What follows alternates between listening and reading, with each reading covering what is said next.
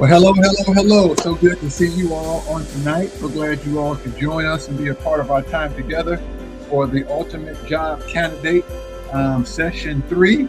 We're talking about you making sure that you have your peak interviews and that you are pitching well in your interviews. So hello, Miss Lisa. How are you tonight?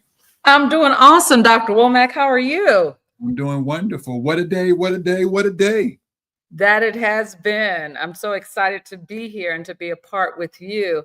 Are you ready for this HR Professional, the Ultimate Job Interview? I'm ready. I am ready. All right. Well, let's kick it off. So what I'd love to do is just take a moment to actually introduce you, Pastor. You are my pastor. You are the pastor of Destiny Church. And more importantly, you have come up with the beautiful idea of the Reach Center and how we can reach out to the community through different avenues whether it is through helping them with housing, whether it's through finance, and what we're doing tonight in terms of career approach and career improvement and things like that. And in particular, tonight we're going to talk about interviewing. But one of the things I also would like to do is just make sure everyone is aware of, are you always pitching yourself? What experience do you have? Are you pursuing things professionally, and do you know how to do that? Sometimes you hear, do you have a personal value proposition, or do you have an elevator pitch? Because typically within the first 30 seconds, if you have that long, folks are going to be listening to you, and it's key that you are ready to talk about yourself. So for example, me, I'm a professional HR executive, so I would, say in my elevator pitch or in my value proposition that I serve as a leader that connects organizational objectives and employee aspirations that align with the company's business growth. Something to that effect, so that they then say, well, what does that mean? And then, you expound further. And that's what you're here for today, to let us, to explore more with us and to help us understand some different avenues and techniques that we can take into interviewing. But before I do that, I do want to encourage the audience to follow us on Facebook and to also provide Google reviews. You can do any of that by choosing Destiny Church Fort Worth. You can see us on Facebook. You can check us out on LinkedIn. And we also have our website, discoverdestiny.org. And so, with that being said, Pastor, or Dr. Womack, I'd like to give you those accolades because you've earned them very much so.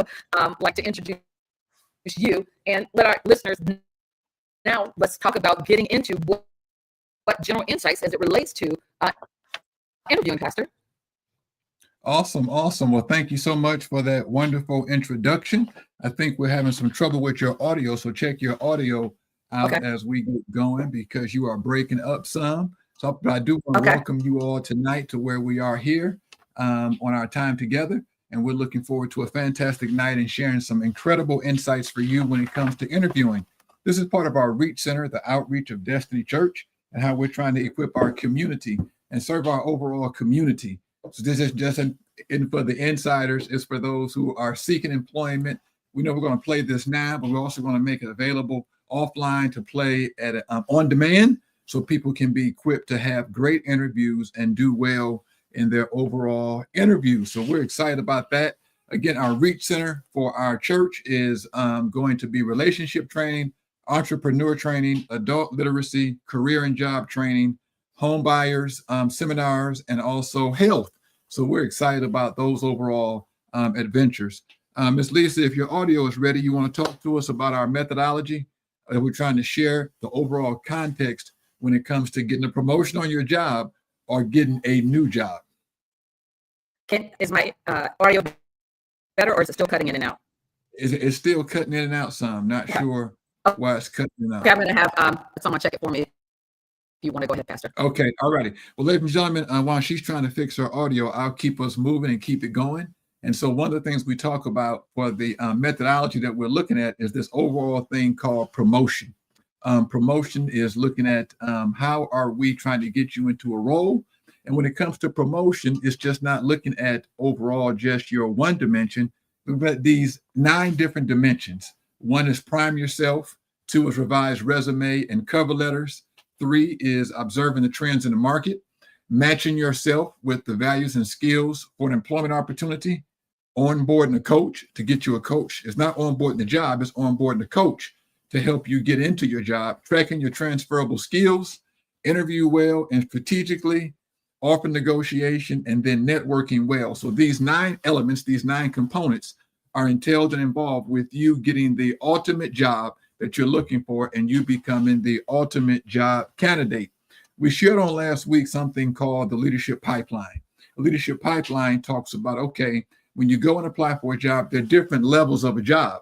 And so if you're trying to get a high-end job, a big 6-figure job, you think about what level of the organization am I going in as? And so if you're coming in, it's not just I'm going to come in and talk about my character, talk about my experience. How do you demonstrate the skills that are needed for the level of job you're applying for? So we looked at what we call the leadership pipeline. The leadership pipeline identifies what those different levels are. There are different responsibilities, different capabilities different skill sets, different levels of communication, different levels of past achievement that are needed as you climb a leadership pipeline. So we'll be looking at those, trying to make sure we get those right. Here's our agenda for tonight. We'll look at some general insights for interviewing, effective interview preparation and strategy. We'll look at some audience engagement, kind of hearing back from you all. And then we'll also look at our conclusion with some Q&A. So we're super excited to work with you all tonight and share with you all about what some of these things are. We want to give you insights for interviewing and critical insights by interview level.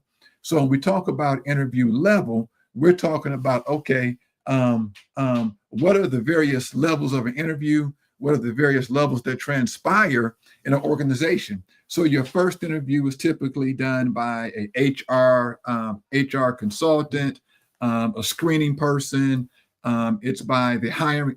It's typically not the hiring manager. And so we do talk about various levels of interviewing and different interviews. And what do you do at the second interview that's different from the first interview, or the fourth interview that's different from the second interview? So what transpires there and what's important there? The purpose of our session tonight, we want to look at some foundational practices like preparation and confidence building. Do you have high confidence when it comes to your interviewing? Is your confidence level high enough? Are you ready to go in your interviewing? Ms. Lisa, you ready to jump on with us? Is that any better? We have a terrible thunderstorm over here, so I was checking to see if it was our router. Is it better, or is it still in and out? That is a lot better right there. You're okay, great. So, right now. Thank you, Jesus. Prayer works, doesn't it? Prayer works. So, boy, we're excited about that. So I was just sharing about our purpose for our sessions tonight. Yes, advanced strategies such as tailoring STAR. So many of you all have heard about STAR when it comes to your interviewing. But Liz, why don't you tell us what STAR is? So as we look at STAR, it's actually looking at different ways to interview, whether it's situational, whether it's tasks, whether it's an achievement or a result of what you're going to discuss with the prospective company. And you want to be able to make sure it's tight and succinct when you're discussing those different situations or different elements of the STAR. So for example, if someone were to ask me a question about an achievement, one of the things I would say when I implemented our medical program, I was able to save $4.2 million with the program by implementing a disease management program that reduced overall heart health for our folks that are over the age of 45. Something to that effect. Awesome. So as we go into this tonight, that's our overall purpose of our session. We want to share insights for interviewing and critical insights by interviewing level as well. Well, let's jump into it. Ms. Lisa, you got some questions for me tonight? I had myself muted because I was worried about that mic, and it's still good, right? Yeah, still good. All right, great. I'm so glad. So yes, I definitely have some questions for you, and I think it'll be very insightful. So one of the basic questions I just want to ask is, what should an interviewee do to prepare for an interview? What is one of the key things of what they can do to prepare? Okay, well, preparation is critical when it comes to interviewing. And what you would say, what preparation is automatic, but the reality is what used to be standard is not as standard as it used to be. So when you come in for your preparation is going to have some benefits. One benefit is confidence. Another benefit is competence about yourself and about the organization. Many people automatically assume because they've known themselves all their life that they know well how to interview. But the reality is when you got the lights on, when the cameras are there, when the interviewers are there, when the pressure's on, sometimes it's hard to reproduce those stories, those facts, and things like that. So when it comes to preparation, it's the foundation for any successful interview. Thoroughly researching the company, researching the role, researching the industry, and ensure you tailor your responses that demonstrate that you have a genuine interest in the position. So when you go for a job interview, you shouldn't ask them, well, tell me your mission, tell me your vision, tell me your values, tell me what the role is, tell me what your goals are. You should know all of that. A well-prepared candidate goes to school on the organization they're trying to become employed by. So you want to study the company's mission, their values, their recent initiatives. You want to go check out their Facebook posts, their LinkedIn, if there are any news stories about them. You want to call somebody in the organization and say, what's the culture, what's the climate? What's important for you guys right now? You want to analyze the job description inside and out. So you have to go read the job description. You ought to internalize the job description. So many times we'll read a job description and we'll have a general understanding, but you want to do an MRI on the job description. You want to know exactly what the job description says. You want to pick up the slightest details and the nuances, and then be able to convey that back to the person or people who are interviewing you. So your research of the interviewer, going on LinkedIn, emailing people in the company through your LinkedIn. So it's important to have a premier membership on LinkedIn when you are interviewing, because you'll have more access. You can see more people inside the company because you have a premier membership, and that $30-something a month is going to be worth it. I don't get anything for saying that. It just gives you greater access. A second thing is understanding that practice builds confidence. And so you don't want to practice. You don't want your preparation to be your time of presentation.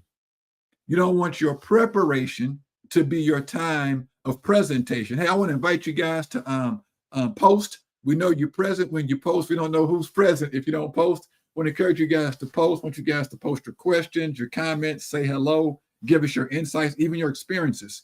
So your presentation should not be your time of preparation. You say, well, I'm going to practice my interviewing as our interview. Well, that might be a job that you really don't want. So unless you're a really high caliber, extremely competent person, then what happens is if you're not posting, if you're not preparing beforehand and rehearsing beforehand, when you go in, you don't have great confidence because you haven't rehearsed your pitch. You haven't gone over your pitch. Your pitch should be a comprehensive pitch, but your pitch should also become so natural for you that you can give your pitch without notes. All righty. Ms. Lisa, what do you think about those? I think those are awesome, Pastor. And one of the things I would actually like to ask, because I think that is one of the things that people tend to get nervous about. So how would you help someone who has trouble articulating, for example, the fit that they have for that job description that they're reading? I know you said practice, but is there anything more that you could hone in on that would help them? So if fit is the issue, you have to ask yourself, should I be applying for this job? Because you aren't just trying to apply for any job or any kind of career. So you want to research the role to make sure the role is a good fit for you. If you don't think a role is a good fit for you and you go into an interview, that's going to come across to the interviewer. And then it won't be a good fit once you get there. So you want to make sure that your values, your skill set, your achievements, your experience, it fits the role. It doesn't mean you can't develop in the role. Now, if it's talking about confidence, you have to communicate with the interviewers and the people who are there. If that's your concern, you've got to answer questions in advance. I recommend actually, at a minimum, bullet pointing your responses. So what are some anticipated questions that will come from the interview beyond the tell me about your background, tell me where you serve? No. Get some bullet points that go deeper into the specific role, bullet point those and/or write those out.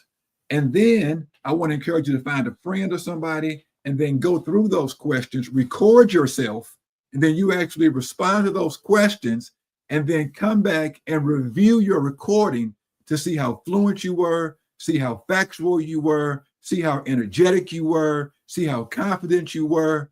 You say, well, don't take all that. You know what? If you're trying to be discovered, if you're trying to stand out, you want to make sure that your communication is what some folks say off the chain. And very often we don't prepare in how we're going to respond to answers. And so I share with you all that sometimes thinking on your feet means thinking advance in your seat. Sometimes thinking on your feet means thinking advance in your seat. So I think that's one of the ways to kind of build confidence. Your first impression matters. So if you're doing a virtual interview and you're trying to do your first impression, you want your first impression to be a lasting impression. You don't want to get better per se as the interviews go along. You want to be excellent coming out the box. I used to be a basketball player, and we would do all this preparation for a basketball game. And when it was time to play the game, you didn't want to get warmed up during the game. You want it to be a peak performance. You want to have a full sweat, jumping at your peak, running at your peak, passing the ball. You wanted to be ready when that clock went off and when it was time.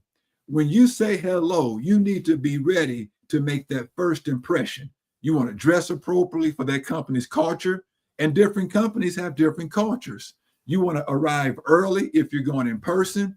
Even if you need to go to the waiting room for the virtual link, be there early, because very often interviewers will be there early gathering. Even if they don't let you in, they know if you're present or not. Begin with a confident handshake or a virtual handshake, an impressive smile, enthusiasm, greeting people. If you're going to do a virtual interview, you want to make sure your virtual setting is professional. Make sure your virtual setting is ready for an interview setting. So if you got 3, 4, 5, 7, 9 kids, you don't want to do your interview with your kids running through, your kids running around. That says that you can't manage your environment. So how can you manage this high-level job? So you want to make sure that you take care of those things. You want to make sure that your lighting is good. You want to invest in a good camera, because remember, this is their first impression of you. You want your first impression to be a lasting impression. So if their first impression is online, how does your online persona look? So you want to make sure that your quality is there. You want to make sure your technology is functioning, all those things. Anything you want to add, Ms. Lisa?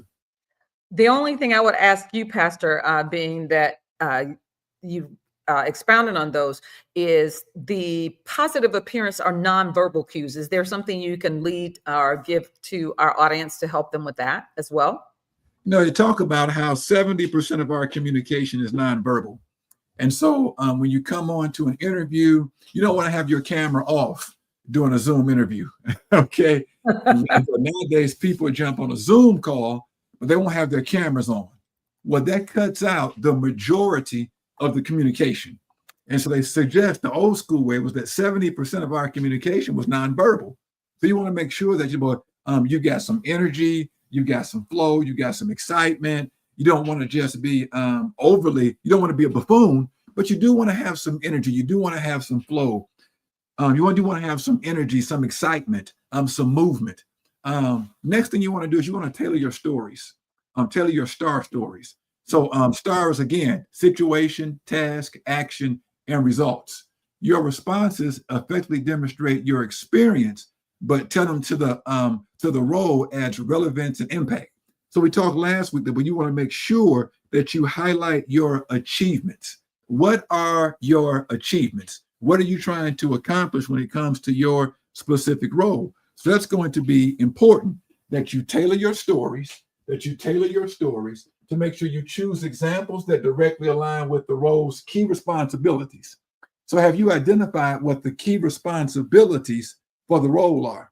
Not just, I've got some generic things, but have you identified the key responsibilities? Have you identified the top 10 responsibilities for this role? Have you spoken to the person who's trying to get you hired? Have you all talked about what are they really looking for? What really stands out? What didn't work with the last person who was in the role? What can I do? You want to highlight actions that demonstrate your unique skills and problem-solving abilities. So you want to make yourself be a star while you're going through the STAR process. You want to be a star while you're going through the STAR process. How can I stand out? How can I share my achievements? How can I demonstrate my abilities? You want to quantify results whenever possible to show measurable impact. I increased by 20%. I decreased expenses by 40%. I worked internationally with people in 3 different time zones. So you want to be able to share those things there.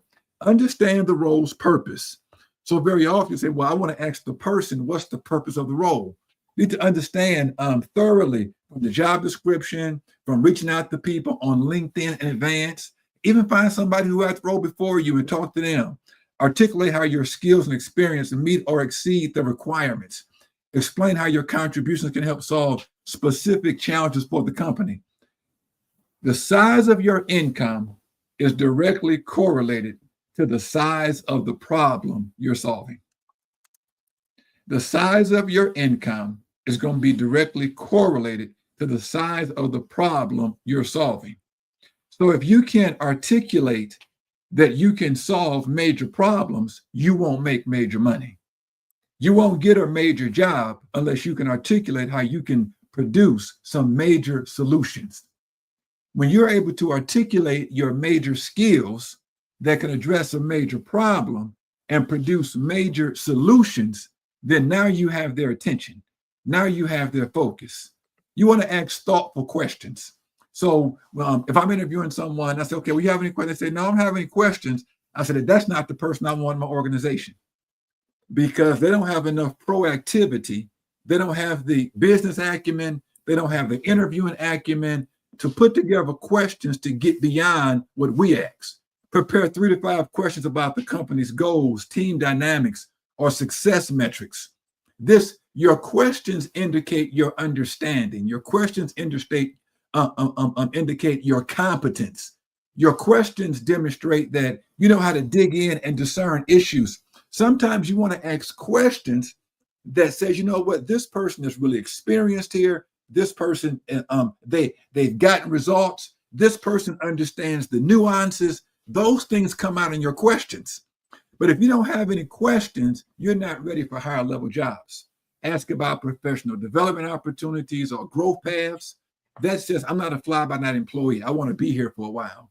Use the conversation to inquire about recent projects or initiatives relevant to the role. Miss Lisa, what are you thinking?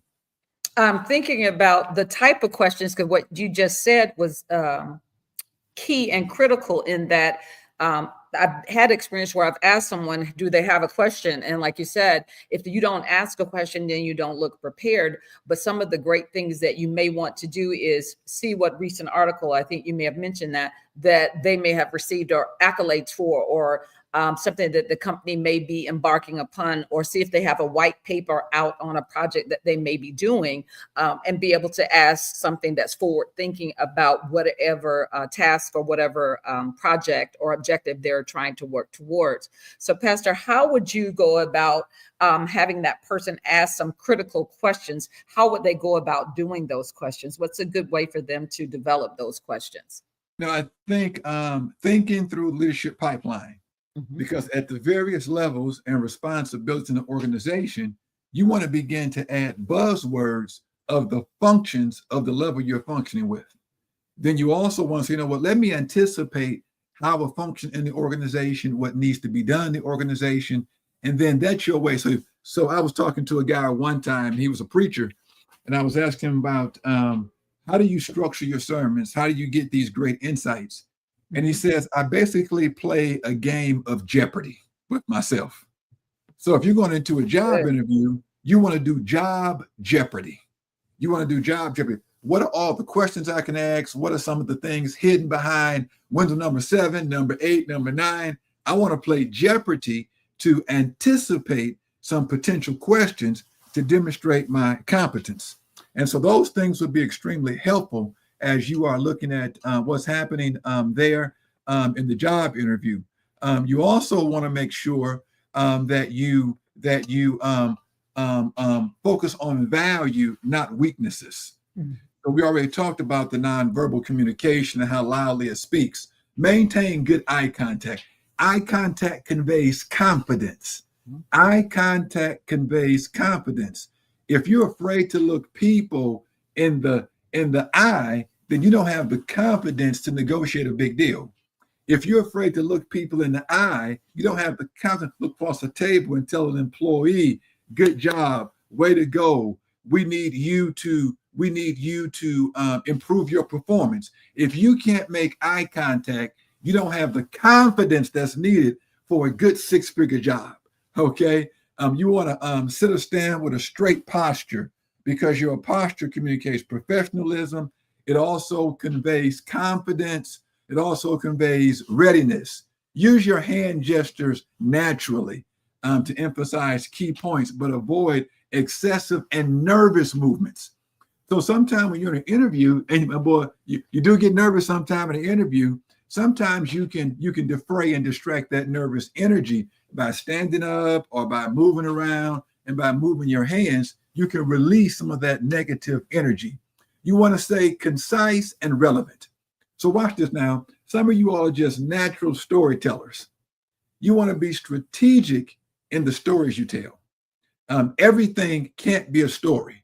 Now, you do want to have 1 or 2 good stories that highlight you and say, you Supergirl, you Superwoman, you Superman, you're the right person for this role. You're exceptional. You are unique. You are perfect for the role. But typically, you want to answer questions in 1 to 2 minutes, and you want to think bullet points. Boom, boom, boom. My thing is this: do bullet points first.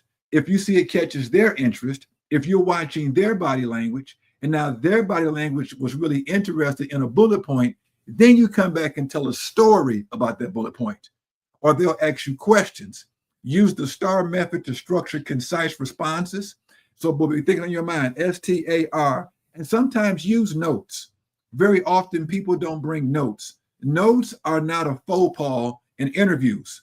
Note says that you're prepared. Note say you were proactive. Note says that you're comprehensive.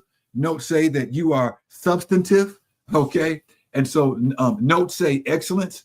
So bring your notes to the place. You know what? I've got a couple of notes. I thought about that very question, and I want to hit it head on. Let me share something here. I see you shaking your head, Miss Lisa. Talk to me.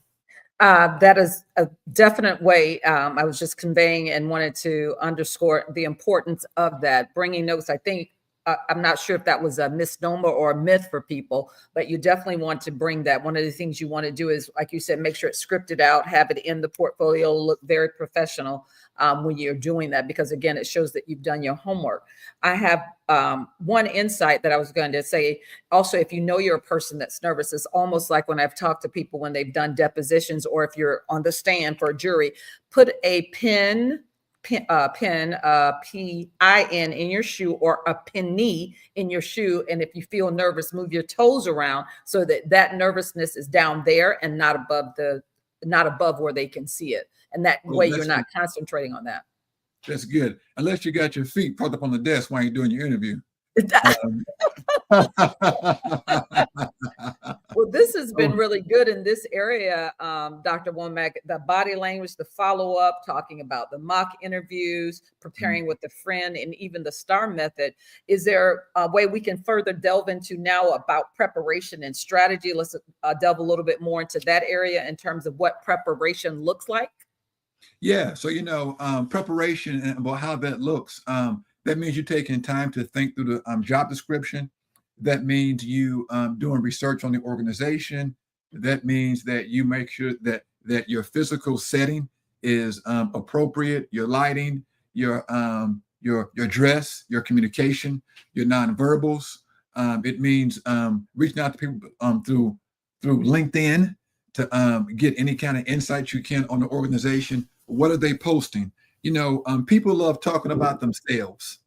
And so if you can go see the last 5 posts they made, the last 3 posts they made, and then you make reference to their post, and then you share something about their post, or you leverage some of their ideas, that's preparation. But it also says, you know what, you're savvy. You're a researcher, and people are flattered by their own ideas. Another thing is like, go beyond STAR. Add context to STAR responses by explaining the why behind your actions. And so what's the question behind the question? What's the reason behind the methodology? Sometimes we get so stuck on methodology that we forget about the philosophy behind what we're doing. Share your philosophy. Don't bore people. Highlight how you consider team dynamics, stakeholder concerns, and company culture. So I was actually coaching a person today. I'm an executive today in a major organization. And I was saying, you know what, my goal for you, they were a former athlete in college, say, my goal for you is to go in the first round and be in the top 5 as an executive employee.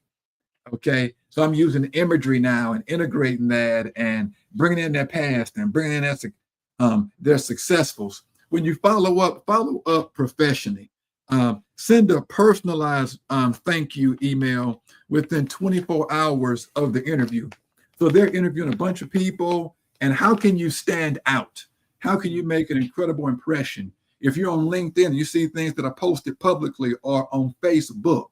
So before they look you in the face, go look at their Facebook.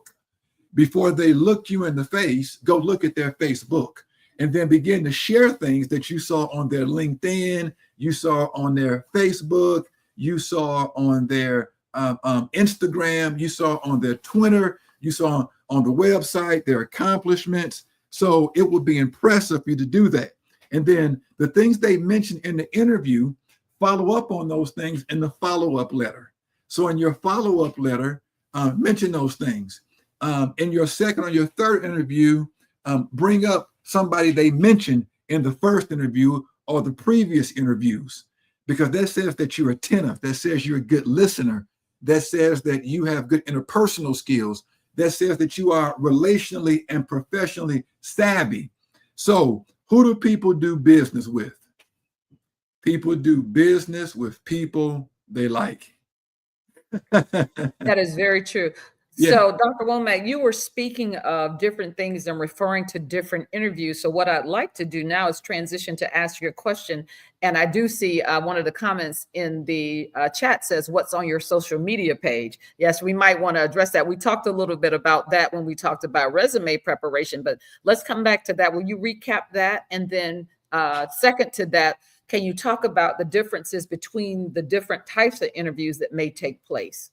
Okay, sure. So when we come into a one of your ways of preparation is scrubbing your social media page. You mentioned in our session last time that everything that's out there publicly is an indication about you, your character, your competence, your values.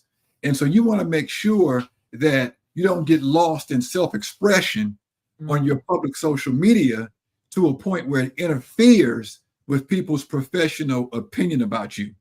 So you may want to have a page that's kind of your personal page where you kind of post things that is not your name.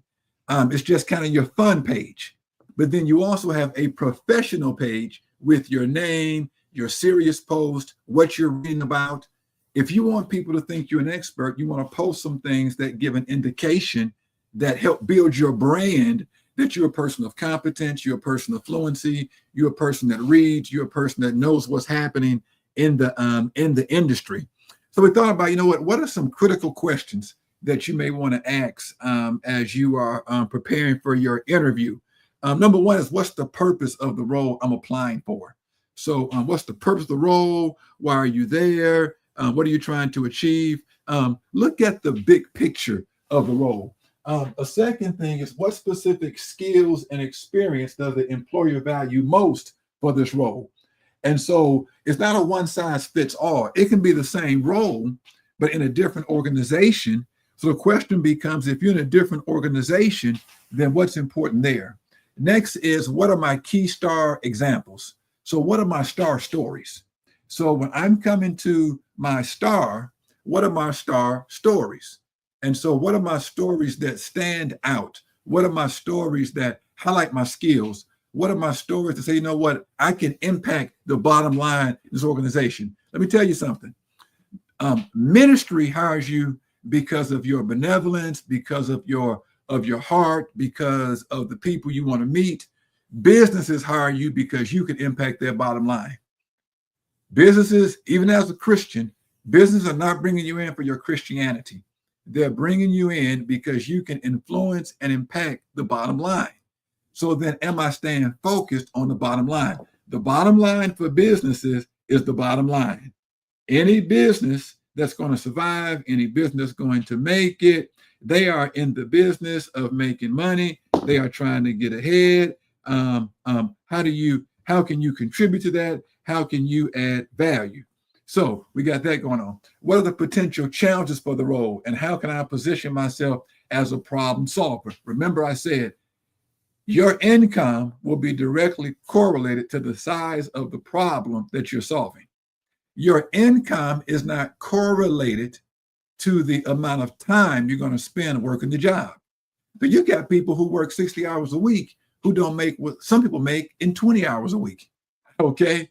You got some people who work extremely hard. It's physical labor. It's repetitive. They have a low salary. Then you have somebody who doesn't put forth as much physical effort, maybe not even as much time. They might make 3 times more money because of the size of the problem. What questions should you ask the employer to demonstrate genuine interest in the specific role? What are the company's values, mission, culture, and how do I align with them? So when you go into an interview, you ought to come tell them show off what you know about the organization. You want them to be impressed because you've made insights, you've analyzed things, you're asking about things, about their website, about their culture, about their post. What feedback can you get from mock interviews to refine your responses?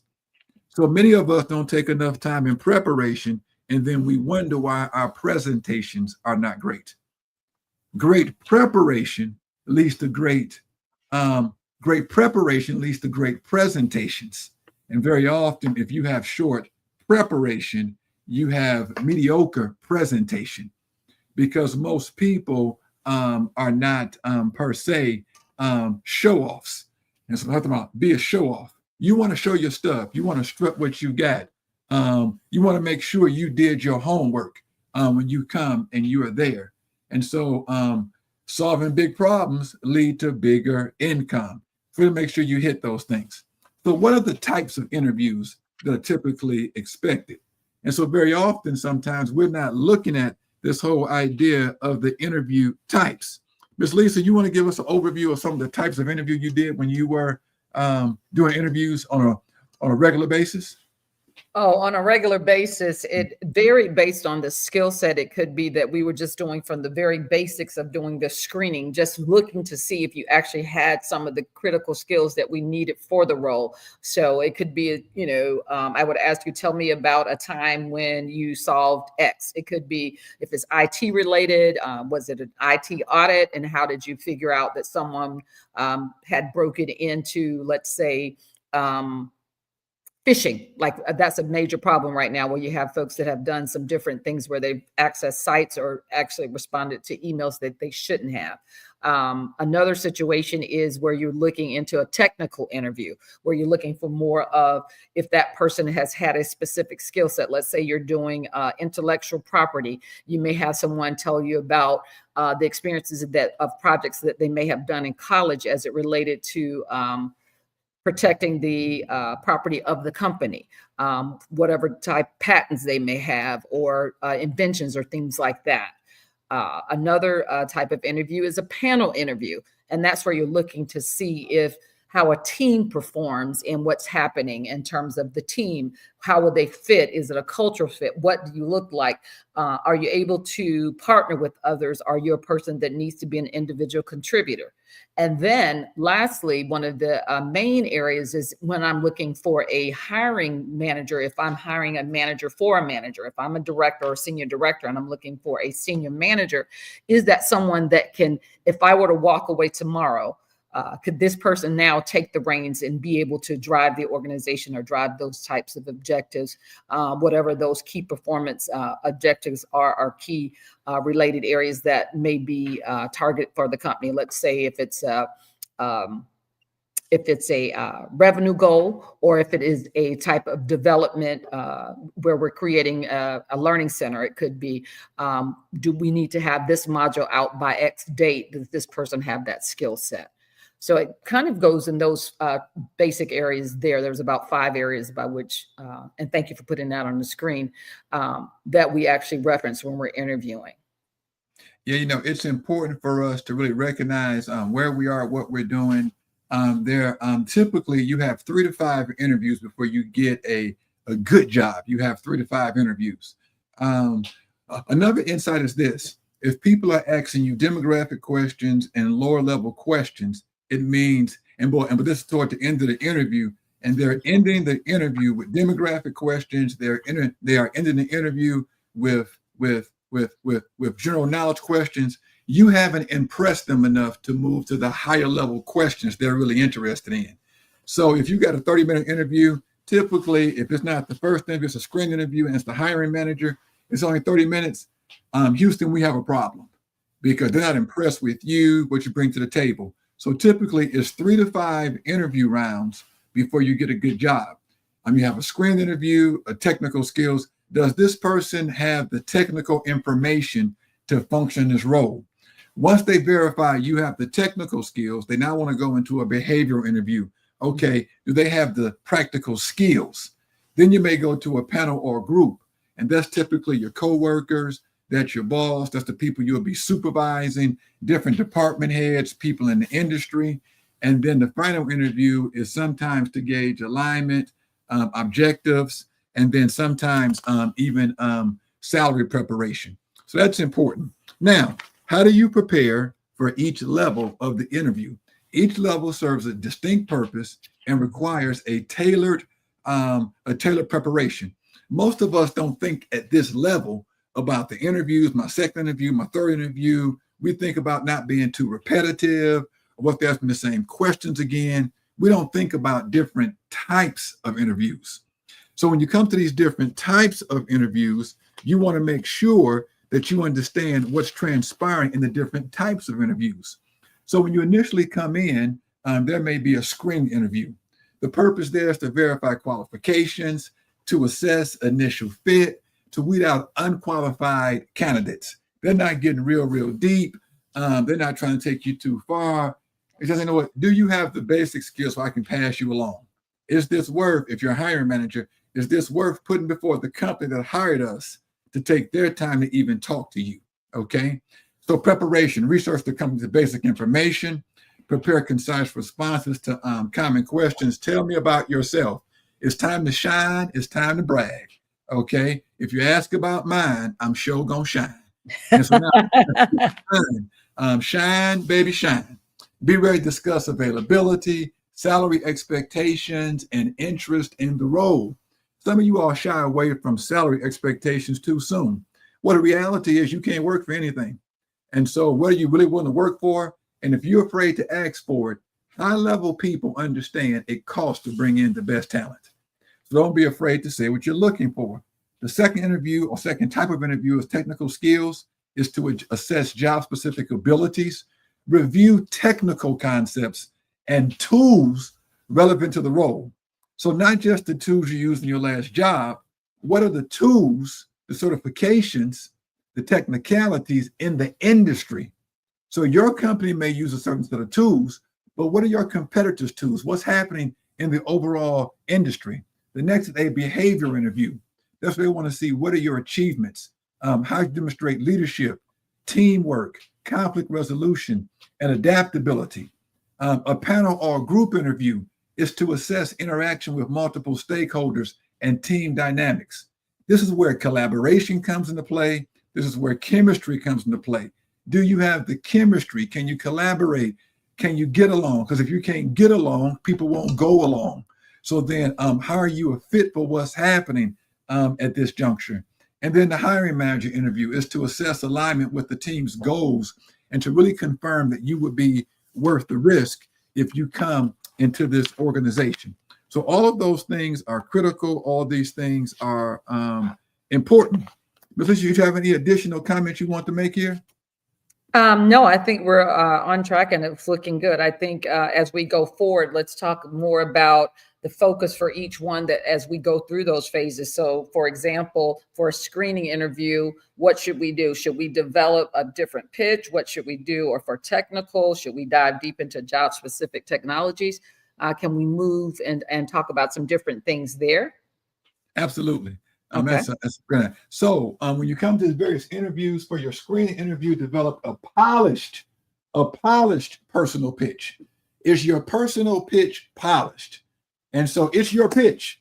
If you can't sound impressive talking about yourself, why should they be impressed with you? Okay. You say, well, just take me as I am. You are competing. It is competition. I'm going on mute on this point. There are 100 people applying for this role. There are people applying from all over the country for this six-figure job. Okay. If you can't take time to figure out your skills, your talents, your abilities, your bottom line, why should they pay you six figures? If you can't take time to figure out why you are a standout candidate, why should they pay you deep six figures? For technical roles, dive deeply into job-specific tools, technologies, and methods. Dive deeply. So what's the nomenclature? What are the conferences? What are the publications? What are the innovations in this field? Who are the leaders?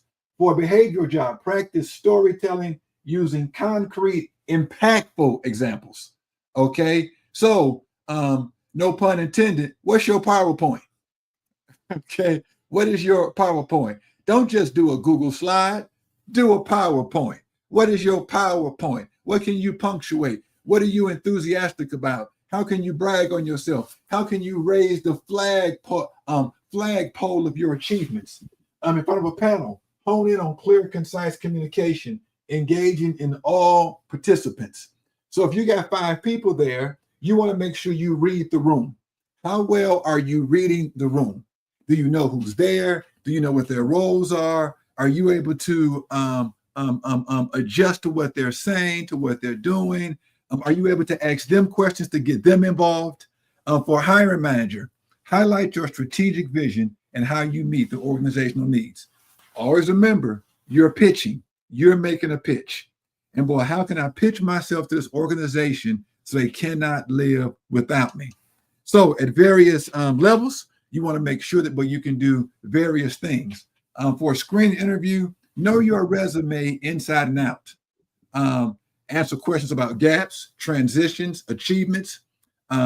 Gaps are not as difficult anymore, okay? People expect to see gaps or they expect to see movement and transition. Can explain that, communicate enthusiasm and fit. If you can't tell them how you fit, don't expect them to guess how you fit. Be concise and be professional.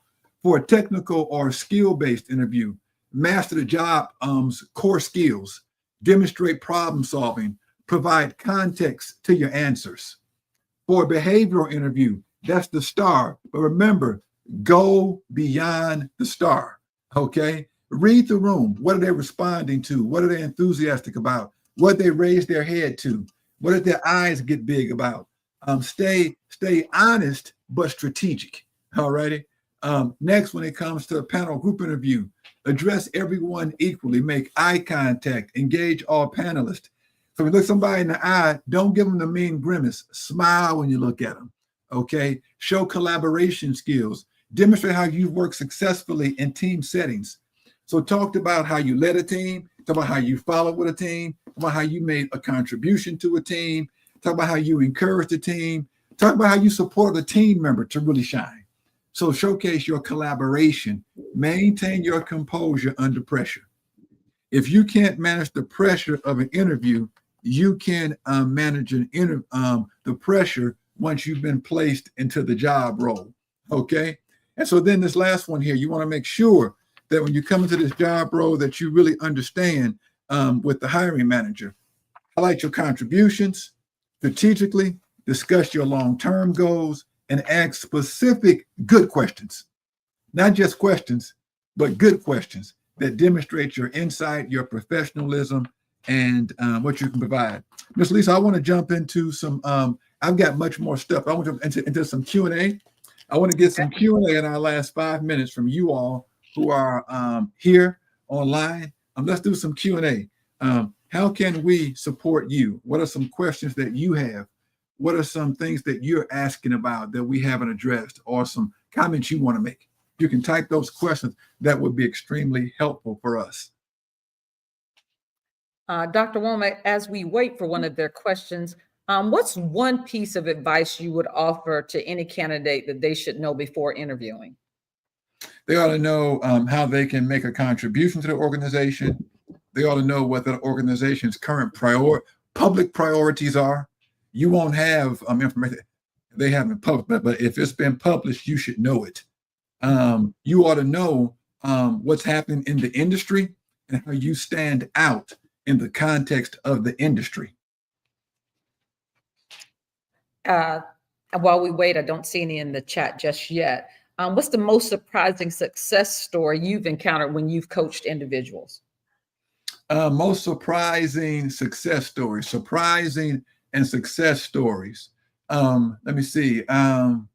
When people make save a company millions of dollars. Okay. When people come in and when they're developing other people and getting things done through other people. So unless you're an individual contributor, let me say this: individual contributor versus a manager or leader.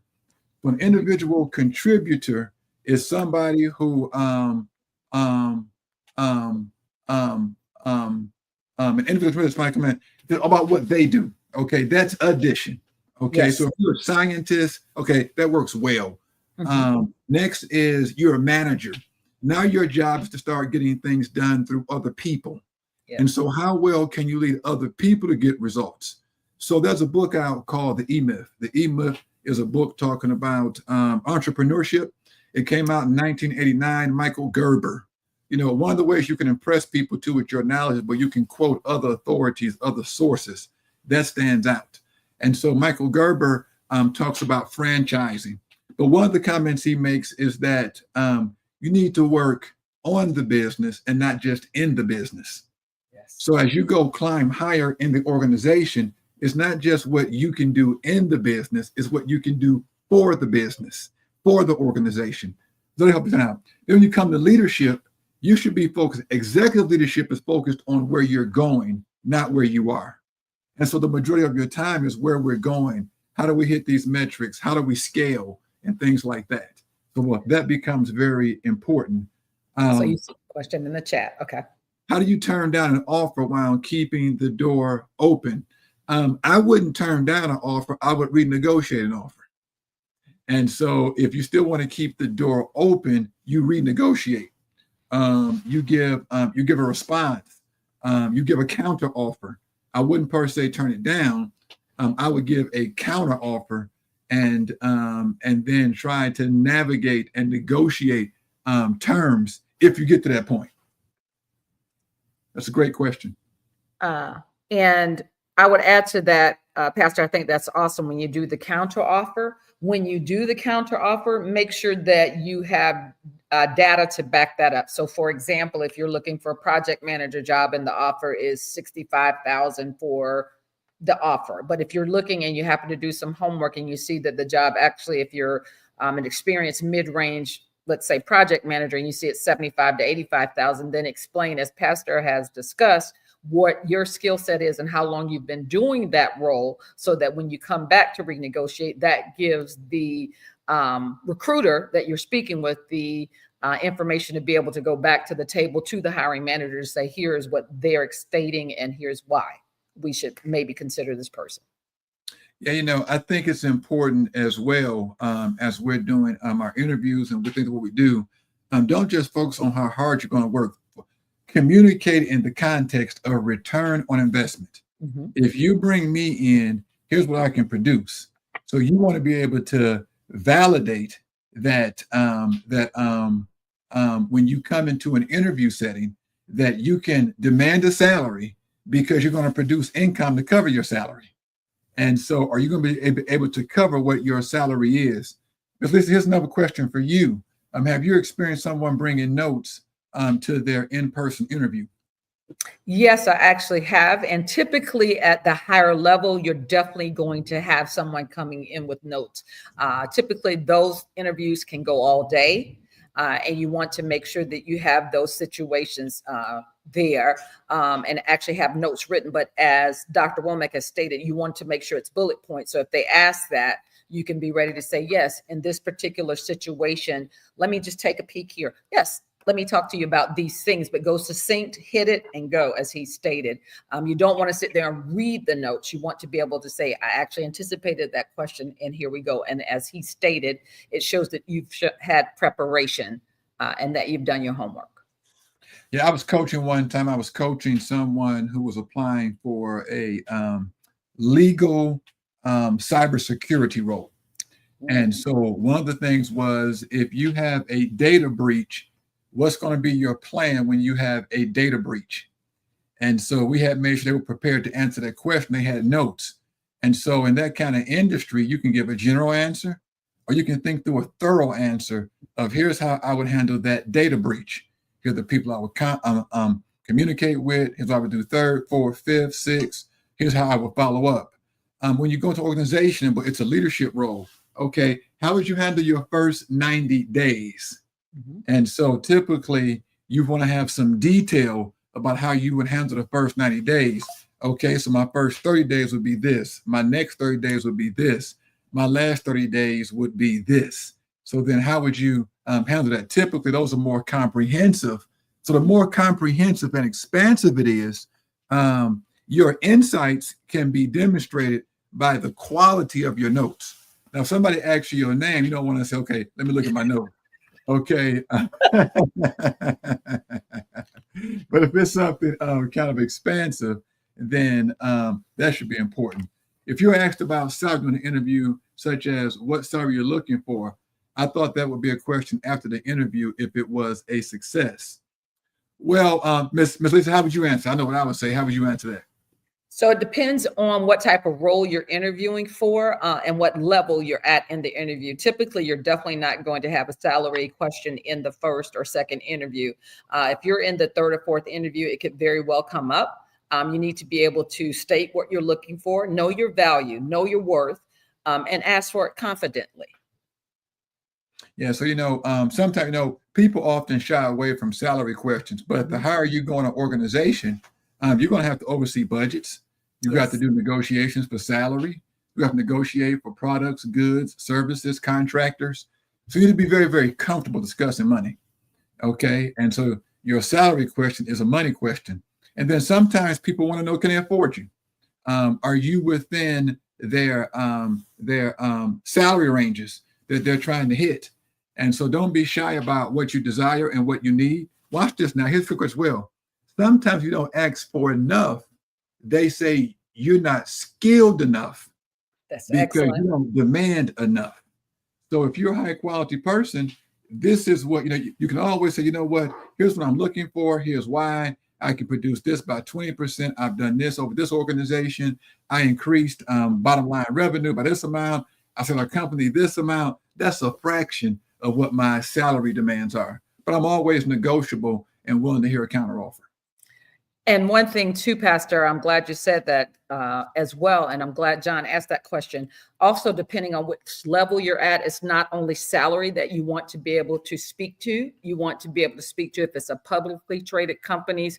What does that look like in terms of if you're looking for shares, and then understanding what type of shares in terms of that. You also want to know if they have a deferred compensation plan. So the further you get in an organization, the more it's more than just salary. I always like to have that in the pocket, because a lot of times we concentrate so much on salary, but at the end of the day, if there's a tail with a deferred compensation plan, that's something that you want to look into. And for those of you that may need more information on that, the Reach Center, we can give you information around that, or you can even go to the pastor's website as he deals with maximizing. Pastor, remind me of that again. MaximizingLife.org. MaximizingLife.org. Well, we can't cover it all. And so at the end of the interview, you want to ask a couple of questions. Did I clearly communicate my value proposition and relevant experiences and achievements? Were my answers concise, impactful, and tailored to the interviewer's questions? Did I establish positive rapport with the interviewer? About the role in the company, does the role really match my personal, professional goals and values? Am I comfortable with the responsibilities, expectations, growth opportunities? And I'm going to say this, with the pressures. The higher you go, the greater the pressure. Mm-hmm. Are you comfortable with that level of pressure? Can I see myself thriving within this company culture? Preparation for next steps. Did I miss any key points or examples I can highlight in a follow-up thank you note? And so sometimes people don't think about certain things when they're initially asked to answer the question. Well, follow up on that in your note. What feedback can I apply to future interviews? You ought to get better each time you interview. Now, you ought to prepare extremely well, but you still should learn from each interview. I will prepare thoughtfully follow-up questions or comments about comments for subsequent interviews. Ladies and gentlemen, that's our time together. We can talk about this more. We're going to do some more of this later in the year. And we're looking forward to partnering you so you can maximize your life in Christ. Miss Lisa, any parting words for tonight? No, I think it was actually well done. I think the only thing I would say to you is hopefully you've had some key takeaways that can help you prepare as you go forward in the interview, knowing the STAR method and even beyond, whether it's a technical interview, whether it's the hiring interview, or whatever it may be that you would need to take you forward in the interviewing process. All right. Thank you guys so much. Hey guys, our goal is to pour into you into our community to help you do better when you come in a job. We also want to invite you to all the stuff that we're doing. Next week, we start up a new master class. That'll be a Bible class. This wasn't a Bible class. That'll be a Bible class, and you're more than welcome to come to that. No pressure at all. If we can support and encourage you, make contact with us. We'll drop it right here, and we'll see you guys next time.